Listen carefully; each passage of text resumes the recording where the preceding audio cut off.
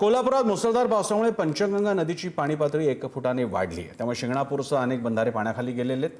दुसरीकडे गडहिंग्लज तालुक्यात हिरण्यकेशी नदीच्या प्रवाहामुळे पर्यायी पुलाचा भाग खचलाय आणि त्यामुळे गडहिंग्लज चंदगड मार्ग बंद करण्यात आला आहे। तिसरीकडे गगनबावडा तालुक्यातील करूळ घाटात दरड कोसळली आणि त्यामुळे 4 चाकी वाहनांसाठी वाहतूक बंद करण्यात आली आहे। केवळ दुचाकींना मार्ग सध्या खुला आहे।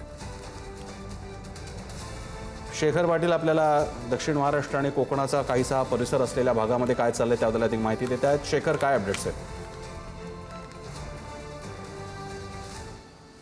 प्रसन्न सर, कोल्हापूर जिल्ह्यात मागील 3 दिवसांपासून हा जोरदार पाऊस सुरू आहे।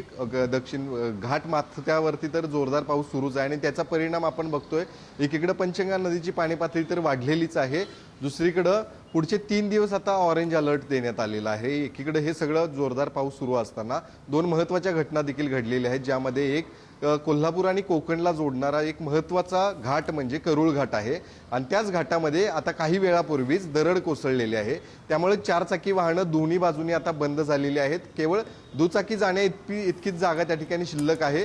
प्रशासन त्या ठिकाणी आता पोहोचून ते मलबा जो आहे तो सगळा त्या ठिकाणी हटवला जाईल। मात्र सध्या तरी या ठिकाणची वाहतूक पूर्णपणे बंद झालेली ही बातमी आपल्यापर्यंत आलेली आहे। तर दुसरीकडे गडहिंग्लज आणि चंदगडला जोडणारा एक महत्त्वपूर्ण असणारा एक ब्रिजचं काम सुरू आहे हिरण्यकेशी नदीवरती आणि त्या पुलाचं काम सुरू असल्यामुळे पर्यायी मार्ग जो आहे तो त्याच पुलाच्या बाजूला बनवण्यात आलेला आहे आणि या जोरदार पावसामुळे तो भराव देखील आता पूर्णपणे खचलेला आहे, वाहून गेलेला आहे आणि म्हणूनच त्या ठिकाणची वाहतूक देखील आता पूर्णपणे बंद झालेली आहे।